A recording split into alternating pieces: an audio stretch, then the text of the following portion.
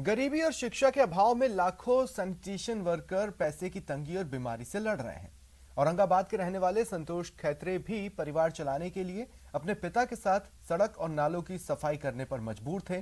साफ सफाई के दौरान अपनी खुद की सुरक्षा की बात इन्हें तब समझ आई जब इन्हें वर्ल्ड टॉयलेट कॉलेज के बारे में पता चला।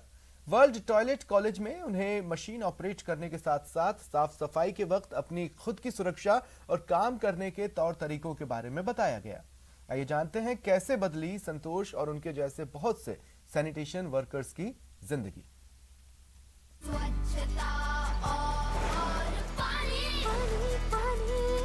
हमको बचानी है ये जिंदगानी।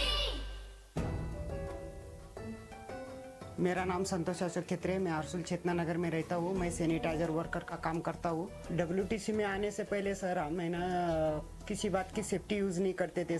जैसा काम मिला वैसा अपना काम करने में बाम्बू स्टिक लिया, चौकअप निकाल दिया। हाथ में ग्लोव्स नहीं था, मास्क नहीं था मुंह पे, और ना गम शूज, कुछ भी नहीं था। हम सीधा निकल जाते थे साइड पर। हाँ, उसका 300-400 मिल जाता था एक दिन का समझो।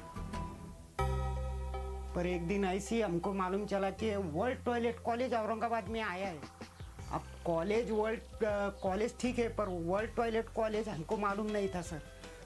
हम टॉयलेट कॉलेज में गए, फिर हमारे को वहाँ पर इतना पता चला कि अपना सेफ्टी कैसा यूज़ करना चाहिए और आप काम कैसा करते हो उसका हमको सब ट्रेनिंग मिला सर। वहाँ डिग्निटी किट मिला हमको। हमारा एक बचत गट है सर हमारा औरंगाबाद का। तो वो बचत गट के माध्यम से हम सब अभी रॉड मशीन मिली है, बच्चन साहब ने जो दी है हमको, वो मशीन के माध्यम से हम काम कर रहे हैं सर। अभी फैमिली में अच्छा बदलाव हुआ है। पहले जैसा अभी 200-400 का काम नहीं आता है, अभी 700-800-900 का काम आता है। थोड़ा बदलाव हुआ है, चेंज। फैमिली भी अच्छी है। अभी तो मैं ये काम कर रहा हूँ, पर मेरे बच्चों को मैं अच्छा पढ़ाऊँगा और अच्छा पढ़ा के मैं मेरे बच्चों को ये काम नहीं करने दूंगा सर। उनको अच्छी पढ़ाई करूँगा और ज़्यादा से ज़्यादा मेरे हिसाब से जितना होगा मैं उतने उनको शिक्षा दूंगा सर, और उनको अच्छा कुछ ना कुछ तो भी बनाऊंगा सर। स्वच्छता और पानी हमको बचानी है ये जिंदगानी।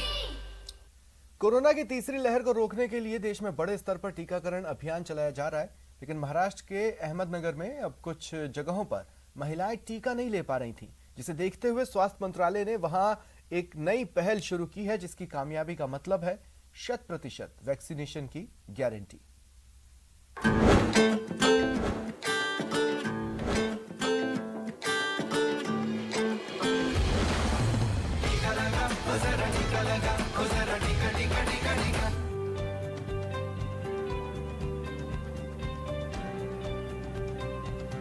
महामारी इंसान का न रूप देखती है, न रंग, न वो पुरुष और महिलाओं में फर्क करती है, और न ही देखती है अमीरी और गरीबी का फर्क। ये बात अब लोगों को अच्छे से समझ आ गई है। बावजूद इसके महाराष्ट्र के अहमदनगर में महिलाओं के वैक्सीनेशन का ग्राफ काफी वक्त से अटका पड़ा था, जिसके बाद जब स्वास्थ्य विभाग की टीम ने पड़ताल की तो पता चला कि घर के काम के बोझ और बाकी समय खेतों में मजदूरी करने के चलते महिलाओं के पास वैक्सीनेशन के लिए वक्त ही नहीं होता, इसलिए वो टीका नहीं ले पाती।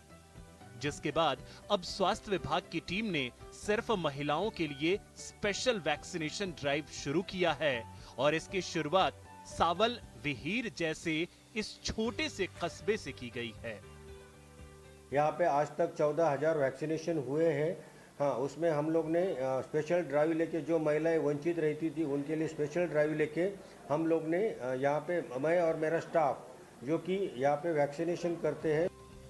दरअसल महाराष्ट्र के इस इलाके में महिलाएं घर के साथ साथ बाहर की भी जिम्मेदारी उठाती हैं, जिसके चलते एक तो उन्हें टीका लेने के लिए वक्त नहीं मिलता, और दूसरी तरफ खेतों में मजदूरी के पैसे कटने के डर से वो छुट्टी नहीं लेती।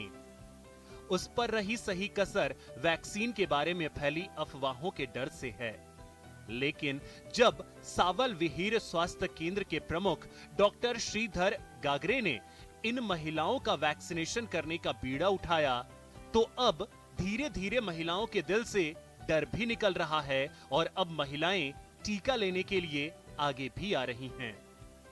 वैक्सीन लेने से डर लगता था, लेकिन मेरे परिवार की जिम्मेदारी मेरे ऊपर थी, इसलिए मैंने वैक्सीन ली। इसमें डरने की कोई बात नहीं। सभी मजदूर महिलाएं, जो किसान महिलाएं हैं, देहाती महिलाएं, इनको इकट्ठा करते हुए उनका वैक्सीनेशन कराता है। हालांकि महिलाएं वैक्सीनेशन से डरती है, लेकिन यहाँ के कर्मचारी डॉक्टर उनको वैक्सीनेशन कराने के लिए प्रोत्साहित करते हैं, जो कि अपने आप में एक बड़ी बात है। सुनील दबंगे, न्यूज़ 18, अहमदनगर।